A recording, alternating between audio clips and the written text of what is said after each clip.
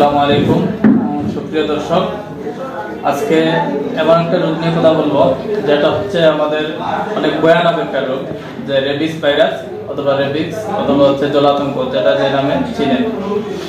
তো আজকে হচ্ছে এই রোগ হলে মানুষের মৃত্যু প্রায় নিশ্চিত, 100% মৃত্যু। এটা রোগের উপসর্গ দেখা দিলে 100% মৃত্যু, কোনো ডাক্তার নাই, কোনো ওষুধ নাই এটা থেকে বাঁচাতে।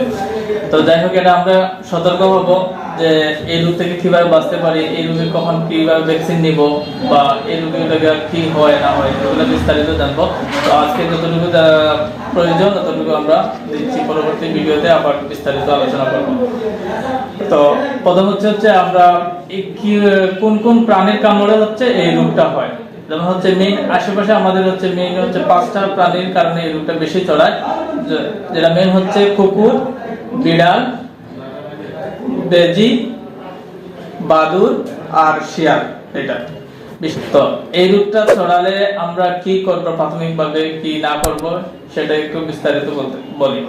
এই রোগটা ছড়ায় আসলে স্নায়ুর মাধ্যমে। যেমন হচ্ছে মানুষের যদি কোনো জায়গায় আছর দেয় এইসব প্রাণী, অথবা কোনো জায়গায় কামড় দেয়, যদি সেখান থেকে ওই প্রাণীর লালা আপনার ওই লোকের সে জায়গায় লাগে, সেই জায়গায় স্নায়ুর মাধ্যমে আপনার রোগটা ছড়ায়। তো রোগটা হচ্ছে যদি কামড় দেয় বা আছর দেয়, তাহলে আমরা কতদিনের মধ্যে ভ্যাকসিন নিব। রোগটা যদি কামড় দেয় মিনিমাম হচ্ছে প্রথম দিন সাথে সাথে যত তাড়াতাড়ি সম্ভব ভ্যাকসিন নেবেন। সর্বোচ্চ হচ্ছে 4 থেকে 5 দিনের ভিতরে ভ্যাকসিন নিতে হবে। 5 দিন পর হলে আর ভ্যাকসিন নিতে তেমন একটা কাজ হয় না।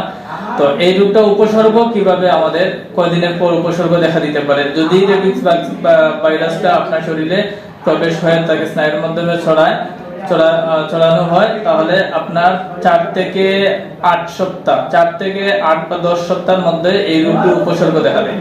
যদি রোগের উপসর্গ আপনার শরীরে রেবিস ভাইরাসের উপসর্গ দেখা দেয়, তাহলে আপনি মোটামুটি মৃত্যু আপনার প্রায় নিশ্চিত। তো উপসর্গ দেখা দেওয়ার আগেই আপনার ভ্যাকসিন কমপ্লিট করতে হবে। ভ্যাকসিন হচ্ছে মোটামুটি 4টা ডোজ দেওয়া হয়।